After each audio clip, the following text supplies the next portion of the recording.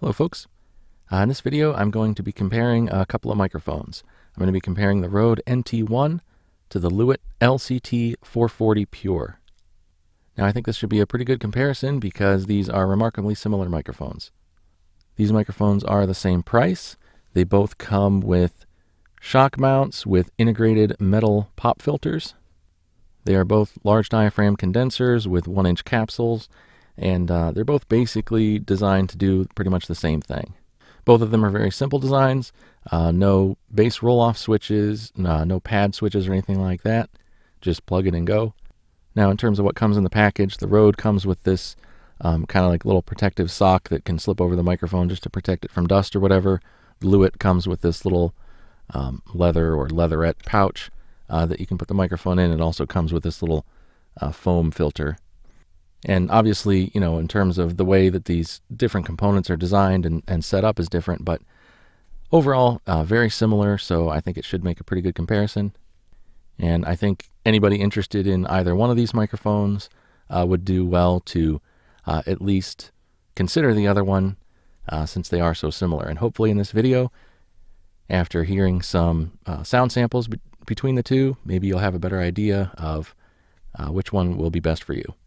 So far I've been recording with the Shure SM7B, but I'm going to go over each microphone by itself just to kind of show some of the differences. And while I'm going over one microphone, I'll be recording with the other. I'm going to start off recording with the Lewitt and talking about the Rode. Alright, so now you're hearing the Lewitt LCT 440 Pure.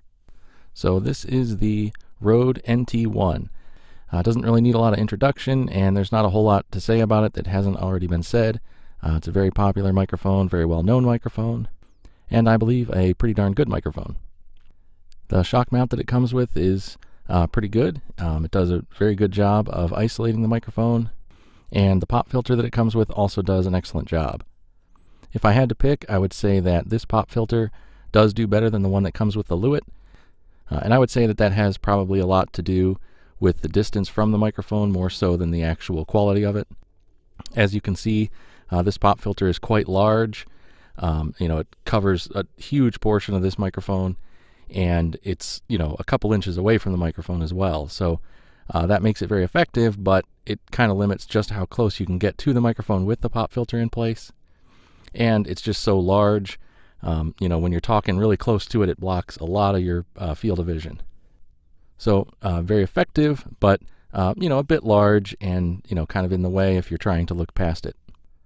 But overall, a pretty nice, pretty effective setup, and all included in the package. And if you wanted to use the shock mount, but not the pop filter, it does just pull straight out, so you can remove the pop filter, and that would let you get a little bit closer to the microphone.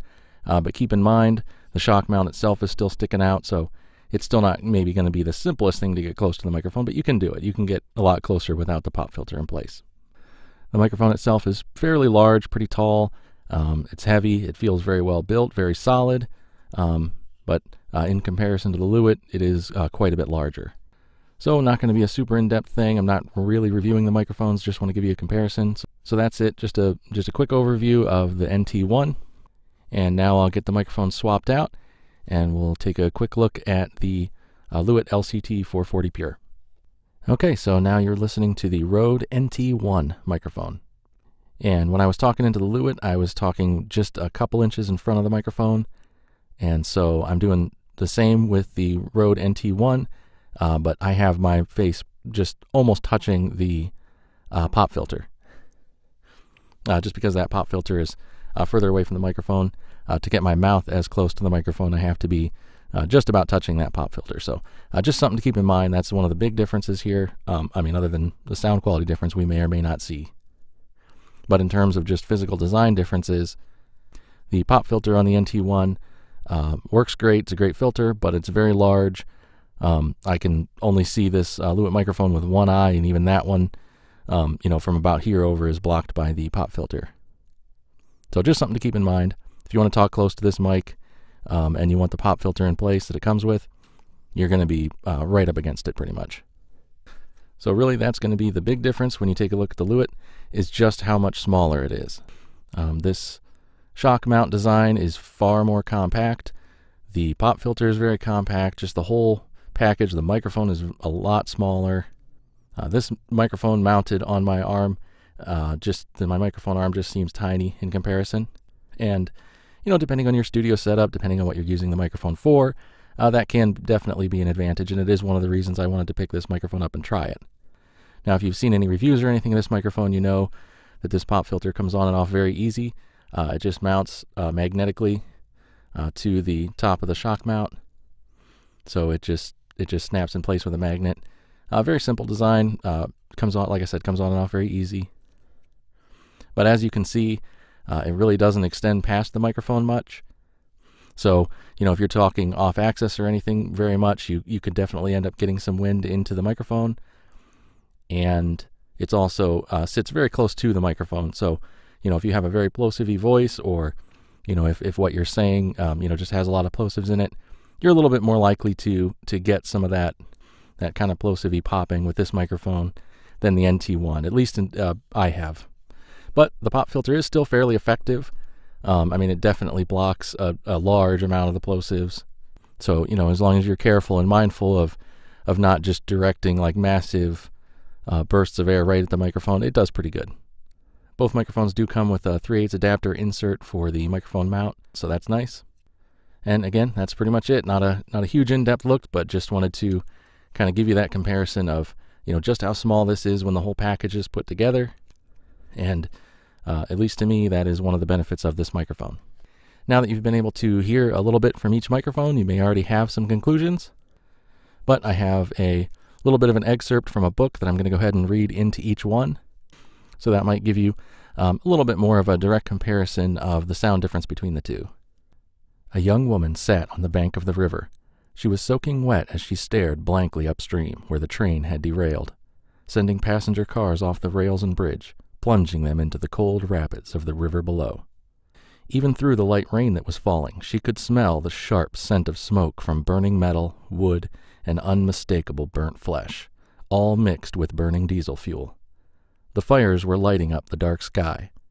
The screams and cries of terror and pain were ebbing into sobs of confusion and fear. She could hear the sounds of emergency vehicles approaching from a distance, getting closer. A young woman sat on the bank of the river. She was soaking wet as she stared blankly upstream where the train had derailed, sending passenger cars off the rails and bridge, plunging them into the cold rapids of the river below. Even through the light rain that was falling, she could smell the sharp scent of smoke from burning metal, wood, and unmistakable burnt flesh, all mixed with burning diesel fuel. The fires were lighting up the dark sky. The screams and cries of terror and pain were ebbing into sobs of confusion and fear. She could hear the sounds of emergency vehicles approaching from a distance, getting closer. So there you go. Hopefully you were able to tell some kind of difference from that. One thing I do notice is that the Lewitt seems to be a tiny bit more sensitive.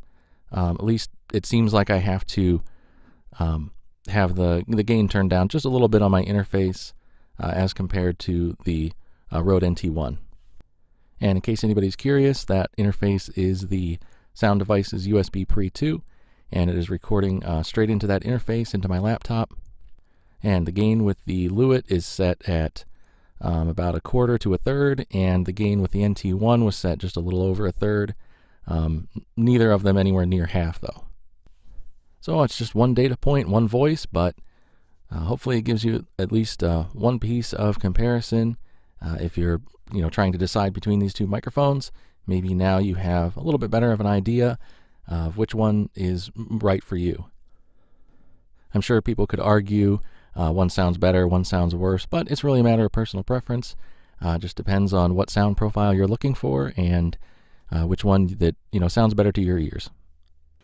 So that's it for now. If you have any questions or if there's anything else you want me to try with either of these microphones, just post it up down below. As always, thank you for watching. Take care. You probably thought I was gone, and I was, but I'm back. Just a quick note. After I finished recording for the video, I just went back and started kind of skipping through the recordings that I had just to make sure, I got everything. And I'll just give my opinion of the two microphones right now. In terms of how they sound, I was kind of skipping back and forth in the timeline, and they sound remarkably similar to me. I haven't listened with other headphones yet, You know, I have a couple of different kinds of headphones, and some of them will, you know, maybe reveal a little bit more of the differences in the lows. Some might reveal a little bit more of the difference in the highs. But at least with the headphones I'm listening to right now, very, very similar differences. I mean, unless I had, you know, a direct A/B switching back and forth, I probably wouldn't be able to tell you the difference. And I was actually, you know, I found a spot where I said it's kind of the same thing in both videos, and I was literally just clicking back and forth between the two, and I could hear very, very little difference between the two. But anyway, you'll be able to hear it for yourself in this video, and maybe you'll disagree, but either way, at least for me, I would say the decision, you know, considering they're the same price and come with similar accessories and features, I would say it really just comes down to if you have a preference of brand or if you have a preference of size. Just, you know, like I said, just from, you know, that difference in the pop filters. But anyway, that's all. Just a quick addendum here at the end of the video that, at least to my ears, they do sound very, very similar. Anyways, thanks again. Gone for real this time. Thanks.